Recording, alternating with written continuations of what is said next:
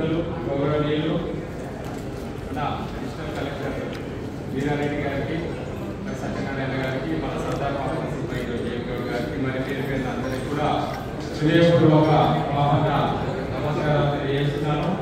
మరి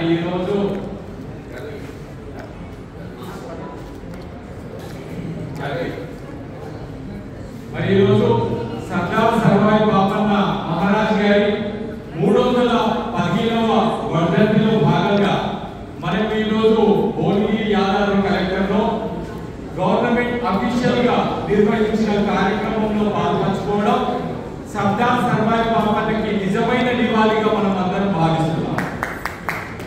ఇది ప్రభుత్వము సర్దార్ పాపన్న చరిత్రని గుర్తించిందనంటే పాపన్నకి నిజంగా ఒక రియల్ గా వారికి గుర్తింపు లభించిందనేది కూడా మనము ఈ విధంగా భావించవచ్చు. రాష్ట్ర గవర్నమెంట్ కాకుండా సెంట్రల్ గవర్నమెంట్ కూడా నరేంద్ర మోడీ గారి ప్రభుత్వంలో ఏదైతే బీజేపీ నుండి కూడా పాపన్న ఏరియా యాదాద్రి భువనగిరి జిల్లాలో ఉన్న ఏదైతే పుస్తక విగ్రహం పెట్టడం జరిగిందో జయంత్ గౌడ్ గారు 2003లో అక్కడ కేంద్ర ప్రభుత్వం కూడా 160 కోట్ల రూపాయలు టూరిజం కింద కేటాయించడం ఇది సర్దార్ పాపన్నకి నివాళిగా కూడా మనం భావించవచ్చు. మొన్ననే 50 కోట్ల కూడా ఫండ్స్ వర్క్ స్టార్ట్ అయినది.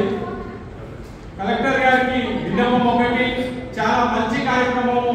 దాదాపు 3-4 సంవత్సరాల నుంచి కూడా ప్రభుత్వం ఆదేశాల పరంగా కూడా మన కలెక్టర్లో దాదాపు 33 జిల్లాలో అఫీషియల్ గా మనం చేసుకుంటున్నాం కలెక్టర్ ఆఫీస్ లో. మరి భువనగిరి జిల్లాలో ఏదైతే విగ్రహం దగ్గర కూడా ఏదైనా అవకాశం ఉంటే అక్కడ జయంతి ఉత్సవాలు ఏదైనా ఉంటే మీరు చర్య తీసుకుంటే అక్కడ స్థానిక ఎంపీ గారిని పిలుచుకుందాము. అక్కడ కూడా కార్యక్రమాలు చేసుకుంటే ప్రజలకి ఇంకా మాస్ కూడా కార్యక్రమాలు పోయే విధంగా ఉన్నది. కాబట్టి మీరు అఫీషియల్ గా ఏ స్టెప్ తీసుకున్నా మీరు సహకరించడానికి కూడా యాదగిరి ఇంతకుముందు బిఎస్ బ్యాక్ కూడా నాకు ఫాలో ఉన్నారు.